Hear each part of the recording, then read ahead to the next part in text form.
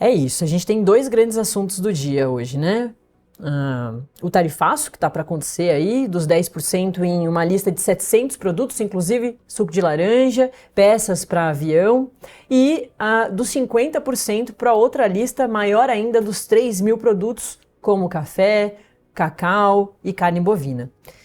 Mas o outro assunto tão importante quanto é a prisão domiciliar do ex-presidente Jair Bolsonaro, o quarto ex-presidente da República a ser preso depois da redemocratização. Primeiro foi Lula, depois Michel Temer e Fernando Collor de Mello, os três por causa da Operação Lava Jato, agora o ex-presidente Jair Bolsonaro por outros fatores.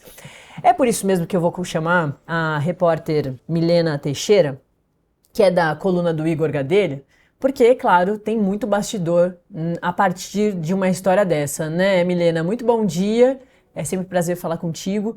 O que você traz a partir do momento que o ex-presidente Jair Bolsonaro vai à prisão, vai à sua casa, encontra, né, com agentes da Polícia Militar, assina sua prisão domiciliar e aí fica lá por tempo indeterminado? Bom dia. Bom dia, Natália. Bom dia para quem está acompanhando a gente, para nossa audiência. Olha, Natália, muita repercussão envolvendo a prisão domiciliar do ex-presidente Jair Bolsonaro.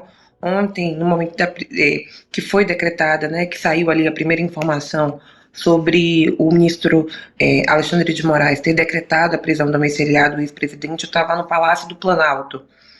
E aí, Natália, tem muita repercussão, não só para a oposição, não só para os aliados de Jair Bolsonaro, como também para o governo.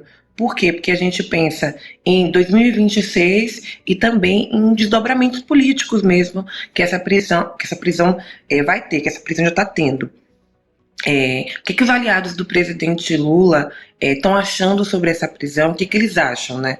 Eu conversei com pessoas da Casa Civil, conversei com pessoas da Secretaria de Relações Institucionais, com assessores bem próximos ali do presidente, e a avaliação é de que, Natália, eles dizem que o Bolsonaro estava provocando essa prisão, que não é uma prisão inesperada, mas que todo mundo foi assim meio que eles não usam a palavra surpresa para definir, mas que eles não esperavam que essa prisão fosse acontecer ontem, né? Que o ex-presidente tivesse a prisão domiciliar decretada ontem, na segunda-feira, no começo da noite da segunda-feira, inclusive botando aí o pessoal do jornalismo para trabalhar até tarde, inclusive eu.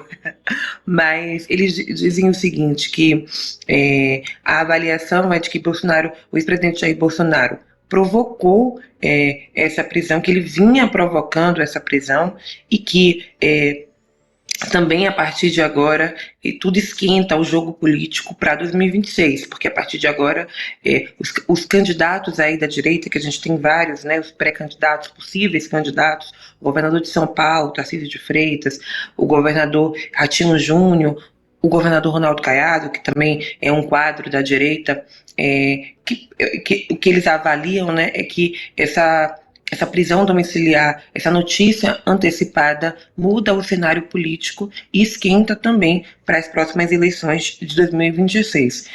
Outra avaliação, orientação também, de lá do Palácio do Planalto, é de que os ministros, né, as pessoas mais próximas ali do governo, não comentem publicamente, Natália, sobre essa prisão. Por quê? Porque a avaliação é de que é o caso de justiça e não um caso de governo para as pessoas estarem... as pessoas do governo, os ministros ali mais próximos, o ministro da Casa Civil, Rui Costa, né? É o ministro da SECOM, não para estar comemorando. Então a avaliação é essa. Essa foi a orientação que o Palácio do Planalto passou para os ministros mais próximos do presidente Lula. Olha, evita comentar em rede social, evita falar muito isso no discurso, né? Falar publicamente sobre essa prisão, porque a avaliação é que é um assunto de justiça e não um assunto de dentro do governo. Então a gente tem alguns cenários aí para o governo, né? Eles achavam que essa prisão de Bolsonaro foi provocada pelo próprio ex-presidente Jair Bolsonaro. Eles avaliam ainda que não é uma prisão inesperada, mas que eles não imaginavam que a prisão fosse acontecer ontem, né, na segunda-feira de noite. O presidente Lula, inclusive, estava despachando com ministros no momento em que a informação saiu. E aí, Natália, o outro ponto, o outro lado, é o Planalto se posicionando, orientando os ministros ali mais próximos. Claro que nem todo mundo respeitou, porque teve ministro que foi para a rede social comemorar, como sempre tem, mas a principal orientação não, evita comentar publicamente, falar sobre isso em entrevistas, porque isso é assunto de justiça. O Supremo Tribunal Federal está tratando sobre isso, não o governo Lula. Mas a gente não sabe se até o mesmo próprio ex-presidente vai conseguir se conter, porque o Lula, assim, o presidente, sempre fala em discursos, né? Ele às vezes passa ali um pouco, não necessariamente segue a orientação do ministro da SECOM. A gente não sabe até mesmo se ele vai seguir essa ordem. O PT, por outro lado, que é o partido do presidente Lula, foi para cima ontem. Muitos parlamentares do PT comemorando.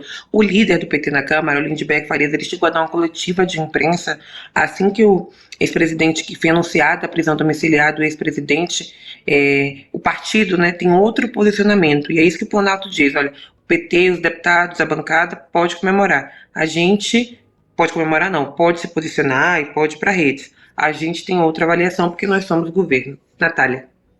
É isso, né, Milena? Mas a gente vê também que pro lado da direita, quem saiu nesse primeiro momento em defesa foi exclusivamente o bolsonarismo, né? As pessoas próximas ao ex-presidente Jair Bolsonaro, né? A gente não vê a direita ali recriminando a conduta do ministro Alexandre de Moraes, né? Apenas esses bolsonaristas. O Centrão, né, Natália? A gente não vê os grandes líderes do Centrão. Acho que eu só vi o presidente Ciro Nogueira, né, que foi o ex-ministro da Casa Civil de Bolsonaro, se posicionar. Ele deu um posicionamento, mas a gente não vê os grandes líderes, os caciques do Centrão, defender o ex-presidente Jair Bolsonaro. Isso mostra uma situação mais negativa ainda para o ex-presidente Jair Bolsonaro, porque a gente até já falou sobre isso aqui, mostra que ele está isolado, que ele continua isolado até pelo Centrão. Centrão que fez que compôs basicamente, né, o governo dele na eleição passada. O Centrão fez parte do governo de Jair Bolsonaro e que apoiou o ex-presidente Jair Bolsonaro. Então, a gente vê desde ontem, a gente não vê lideranças do Centrão, grandes lideranças, dizendo que essa decisão do ministro Alexandre de Moraes é errada, criticando o ministro. A gente não viu isso, eu só vi um posicionamento, na verdade, do presidente do PP, o Ciro Nogueira, que é um líder do Centrão, mas que tem proximidade ali, porque foi ministro de Jair Bolsonaro durante o seu governo. Mas articulador, o que mostra, né? Então, Natália, e é um articulador, exato, mas a gente não vê as grandes lideranças vindo a público gravar vídeo, escrevendo mensagem em rede social, até mesmo falando com jornalista no bastidor, criticando essa prisão, essa decisão do Alexandre de Moraes. Isso mostra o isolamento do ex-presidente Jair Bolsonaro, até pelo Centrão, que ali por muito tempo esses partidos fizeram parte da sua base e foram seus aliados. Então, a gente vê muita gente, o bolsonarismo, os deputados bolsonaristas, a base bolsonarista apoiando o Bolsonaro, criticando o Alexandre de Moraes. Inclusive, eu conversei com deputados bolsonaristas ontem, que me disseram o seguinte, que hoje a bancada vai se reunir, vai ter coletiva de imprensa mais tarde, muito para tentar pressionar o presidente da Câmara, Hugo Mota, o presidente do Senado, Davi Alcolumbre. A gente sabe que tem alguns processos, que eles estão tentando apresentar alguns processos de abertura de impeachment do ministro Alexandre de Moraes, e eles disseram que vão pressionar os presidentes das casas, especialmente o Davi Alcolumbre, porque é pelo Senado que isso acontece, a tentar pautar, ao menos, eles estão tentando recolher assinaturas para isso. Então a gente vê um movimento do bolsonarismo em si, mas não desses líderes do Centrão.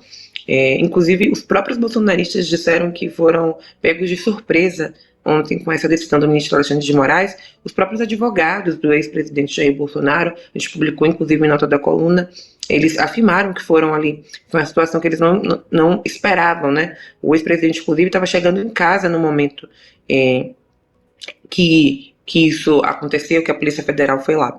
Então, a gente tem aí o bolsonarismo raiz, né, que a gente chama, fazendo a defesa do ex-presidente Jair Bolsonaro. Hoje eles vão se reunir numa bancada, né, para traçar estratégias do que acontece agora, porque isso acelera também o processo de campanha para 2026, que está logo ali, e a gente também, mas a gente, por parte do Centrão ali, a gente vê um silêncio, né, eles não estão se posicionando tanto, não estão falando tanto, e é isso, Natália.